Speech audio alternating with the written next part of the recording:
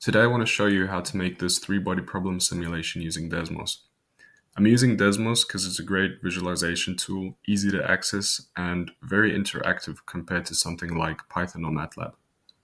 It's not meant to be extremely accurate like some of those other programs would be, but it makes it easy to play around with different configurations and to visualize some of the chaotic motion that comes from the three-body problem.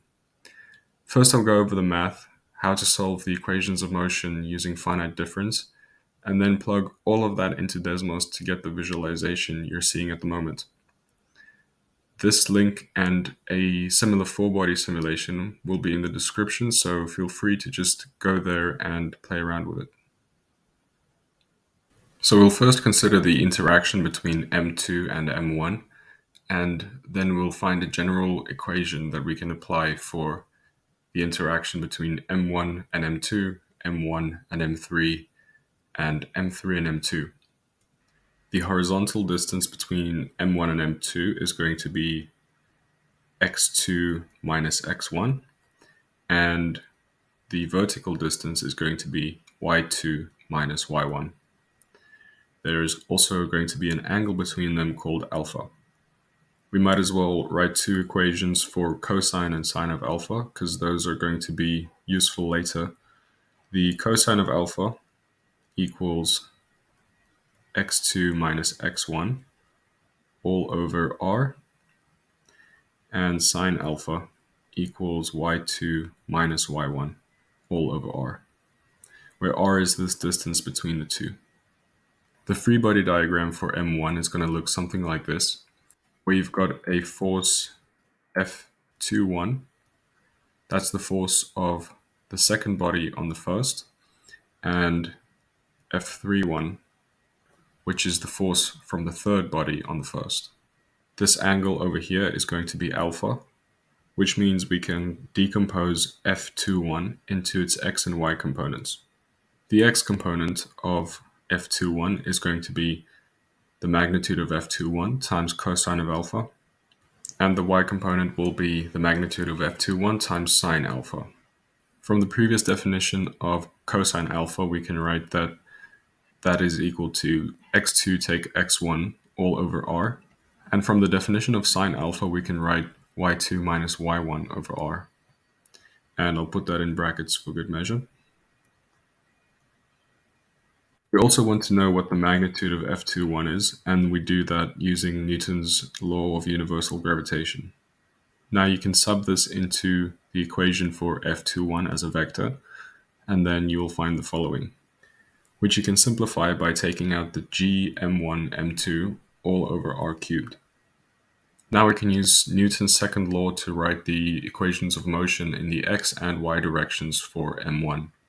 I'm going to decompose the acceleration vector into its x and y component, and I'm going to write the x component as x double dot and the y component as y double dot. And now I have two equations of motion in the x direction and y direction, and one last step is to divide both sides by m1. But this is only the acceleration caused by the second mass. We also need to take into consideration the acceleration caused by the third mass. Notice that in this equation, you can just replace the indices to whichever mass you want to talk about. So for example, the acceleration due to the force from the third mass, we will just change the m2x2 to m3x3. So that's what you can do next. You can take the sum of the forces in the x direction. So for mass 1, the sum of the forces will be the force from the second body and the force from the third body. Okay, so this is similar to what we did for the previous part where we only were considering the force from the second body. But now we've added this term where the indices have changed to 3 for the third body. It's important to note that that r cubed on the bottom, they're not the same in the two terms. On the left-hand side, this is going to be the distance from the second body, and this is going to be the distance from the third body. The finite difference approximation for acceleration is given by this equation, which is going to be a little bit difficult to write because we've already used subscripts to denote the different positions of bodies 1, 2, and 3. So if I'm talking about a specific position of an object, I will just use the index for which position in time I'm talking about inside the brackets, and then which body that corresponds to outside the bracket. So now I've taken this approximation and plugged it into this part of the equation. So when doing finite difference, you need two previous positions in order to find the next position. The two previous positions are xi and xi minus 1. And those are the positions of the first body. Basically, xi is the last known position, and xi minus 1 is the position just before that, so the second last known position. On the right-hand side of the equation, we also need to replace x1 over there and x1 over there. So let's do that. And now we need to solve this equation to solve for xi plus 1. That's going to give us the next position into the future for the first body. So the first step is just to multiply both sides by delta t squared. And the next step would be to take these two terms over to the other side. This equation is already quite cluttered, so let's look at R21 and R31 over here. If you remember, the two bodies were in space separated by this distance r, and this is R21. So if these two lengths are x2 take x1 and y2 take y1, then R21 will be the square root of x2 take x1 squared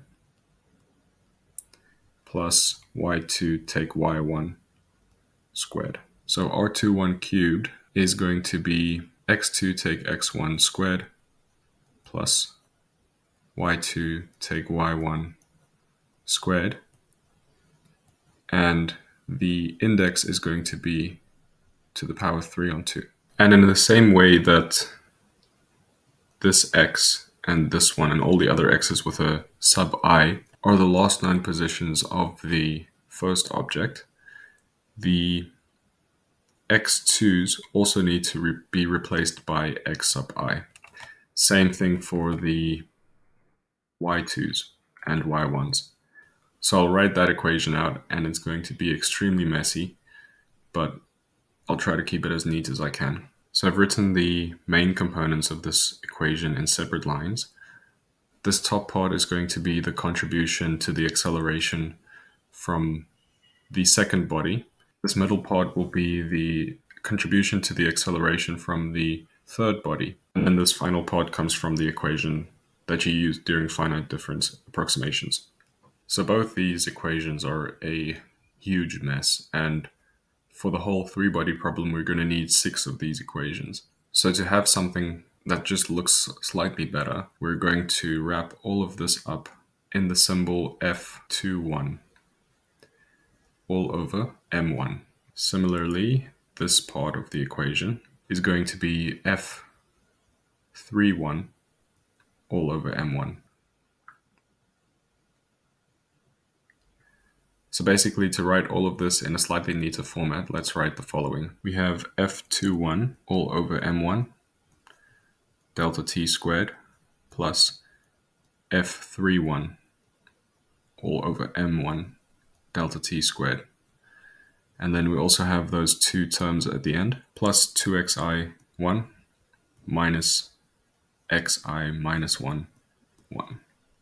So this equation is similar for y, but remember that this F31, for example, and this F31, this one and this one, are not the same.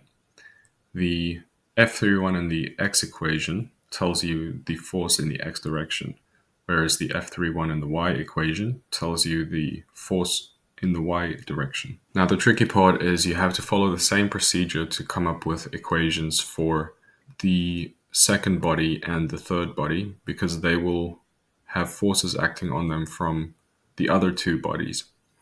But you can basically use these two equations and just replace the indices. So for example, if you changed this over here to a 3, then you have to change all of these other ones to a 3. And obviously, where you have a 3 here, you're going to change that to a 1. But we'll see more of that when we put it into Desmos. In Desmos, I'm going to start by creating a folder with some of the masses.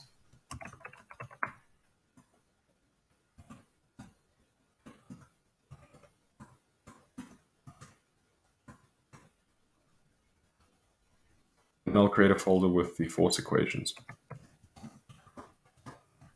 Let's start with force of the second body on the first. I also need to define G. You can use the real value of Newton's gravitational constant if you wanted to. I'm just going to use 1 because I'm not really that worried about accuracy. Now I'll make a folder with the current positions, and we're going to use lists to store the current positions. I'm just putting random numbers in here. They're going to be changed in a second. And I'm going to do the same for the y coordinates.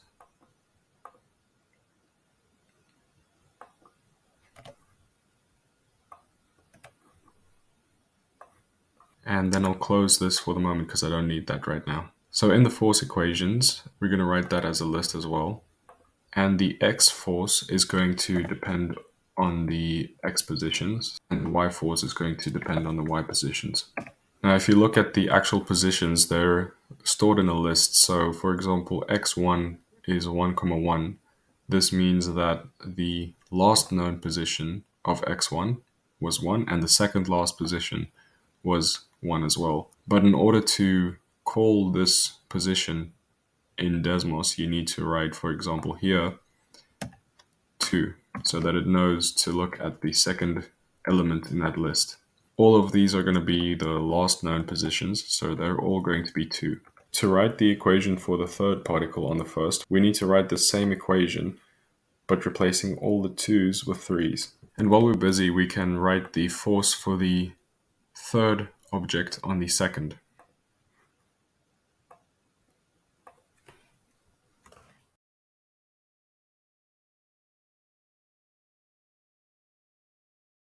Okay, so now we've got 3 of the 6 equations. We still need to know what is going to be the force of 1 on object 2 and the force of 1 on object 3, the force of 2 on object 3. So basically just flipping these forces around, we can say that the force of 1 on object 2 is the negative of force of 2 on object 1, and the same for 3, 1 and 3, 2.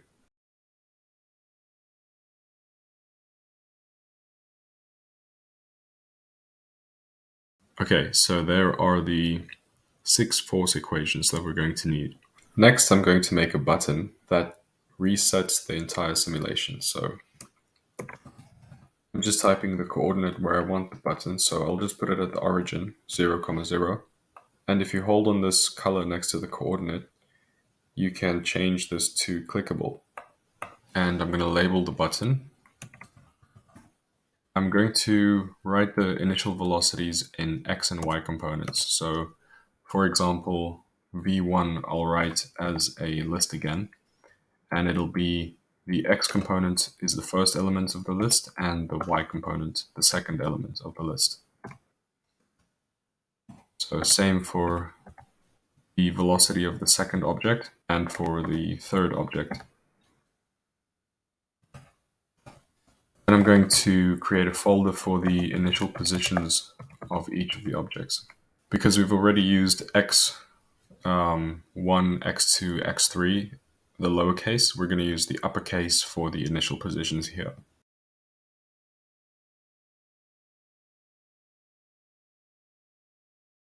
And now in a new line, I'm going to type the word ticker, so T-I-C-K-E-R, and that'll create this ticker that'll run our simulation. I'm going to create a folder for the ticker variables, but it'll probably only be just one variable in there, so we'll see. The variable I want to put in there is d, which is actually going to be dt. So Desmos doesn't allow you to write, for example, dt. It sees the d and the t as two separate things, so I'm just using the letter d. So this is the time change from one calculation to the next, and I'm going to choose 1/60. So now we can write an instruction for Desmos to execute when you press the button. So I'm going to call that instruction x naught, which basically takes all the initial positions and puts them into the current position variables. I'm going to say x naught equals to, this arrow basically means set x1 to whatever's on the right of the arrow. And on the right of the arrow, I'm going to have x1, the initial position for the first object, comma, x1 plus v1, and then I'm going to call the x component of v1. So if you remember, v1 is a list where the first element is the x velocity and the second component is the y velocity of the first object. And then I'm going to multiply that by the time difference d. The very first position object 1 will have is x1. And then the second position will be that first position plus its velocity times the time. Then I'm basically just going to copy this and change all the numbers to 2. So now it's doing the same thing for the initial position of the second object, and then obviously again for the third object. And then I'll write the same instruction, but for the y coordinates. So capital Y naught to set the initial y positions, and then just replace y's in here.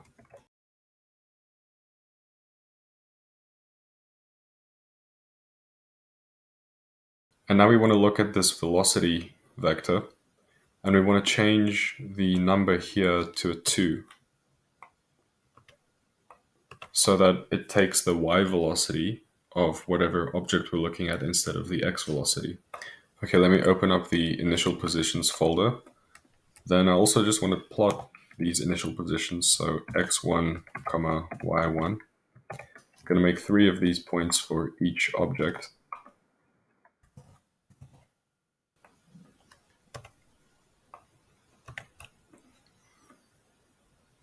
And I'll also just drag these instructions into our folder. Okay, if you open up the button and hold on this circle over here, where it says on click, you can now input those instructions that we just wrote. So the first instruction's name was x naught, and the second instruction's name was y naught. So now, if we take our initial positions and we move them around, I'll put this one approximately at 0, 5, 0, this one at 0, 5, and this one at 5, 5. And I'll press reset. And now if I look at the current positions, actually let me just label these points, otherwise I'm going to get confused. So point 1 is approximately at 0, 5. Point 3 is at 5, 0, and point 2 is at 5, 5. So if you press reset, the current positions of 1, the x position should be approximately 0, which it is, and the y position should be approximately 5. x2 should be approximately 5, which it is, and y2 approximately 5. So you can see that this is working.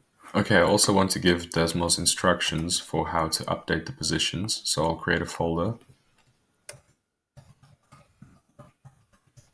And let's tell it to update the x positions using this instruction called x. So for our first particle, the x update function is basically going to take the current position of x, that variable list with the last known position and the second last known position.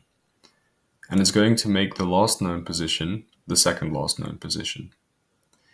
And we're going to use the formula that we had for xi plus 1 to update the new position of object 1. So that equation basically said it would be the force of 2 on 1 plus the force of 3 on 1 divided by the mass of 1 times the time squared, plus 2 times the current position, which is the last known position, minus the second last known position. We also need to specify that this F21 and F31 takes the x component.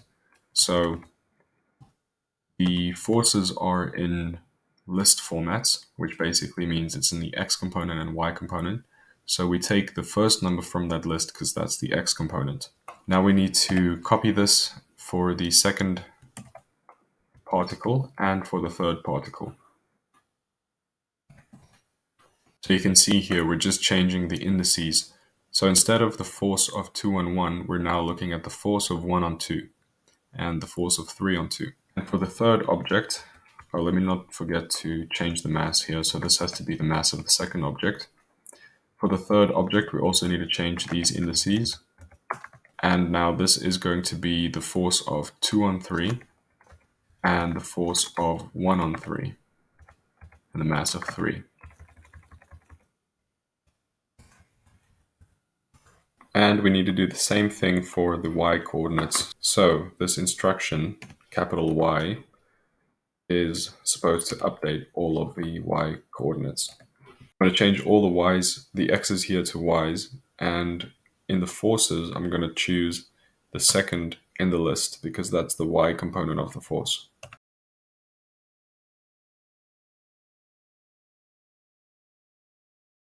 And then I'll make this combined instruction, which is x, y. But basically, U just does both of these instructions that I've written above. So what I want is whenever this ticker ticks once, it needs to execute these instructions. So up here in the run command, I'm just going to write U. So in order to plot the current positions, we need to look at the lists that we have of the current positions. So that's going to be x1 and y1. And then we need to look at the second components, and you do the same thing for the second and the third object. So after playing the simulation for the first time, I noticed that the second object was just shooting off to infinity for no reason. So there was obviously something wrong with the code. And when I looked in the position updates, I realized that I forgot to change this over here to a y. So now if you run this, then all the objects should be behaving as you would expect. So now you can take these objects and place them however you would like. And when you press reset, they should start moving around one another. So I've gone and added a few things. In the folder for initial velocities, I also put the initial momentums in. Because momentum is supposed to be conserved, probably the best shot at getting a stable orbit would be if the initial x and y momentums are both 0. And I've also added the center of mass of the whole system. So this point is this gray dot you can see over there. Another thing you can do if you want is to turn off the axes. And then just run this.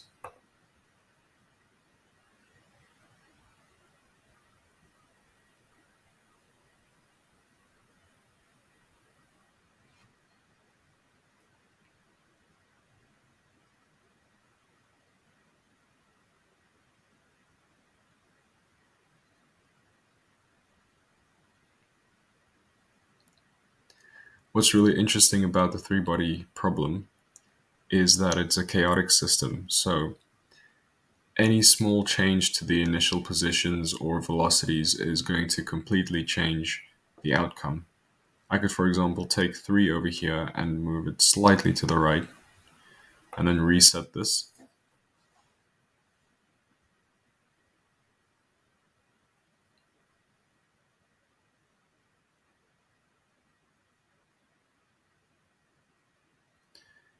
And the system should end up in a very different configuration than the previous run.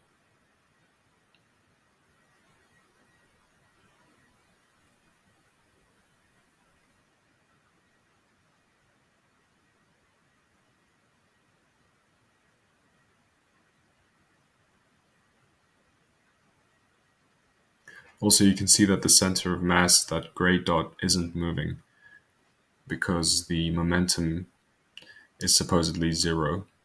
the net momentum. Yeah, you can see this setup is running for a bit longer before the one gets shot off into infinity.